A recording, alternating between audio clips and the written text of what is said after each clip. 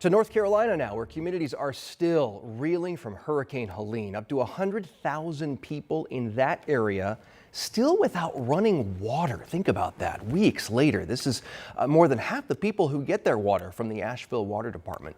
Also, more than 23,000 are without power in that area. Crews from across the country are there to help, but the problem they keep running into is just that there's so much dense forest and mountain terrain in western North Carolina. It's been so difficult to get to, especially with those roads and bridges washed out.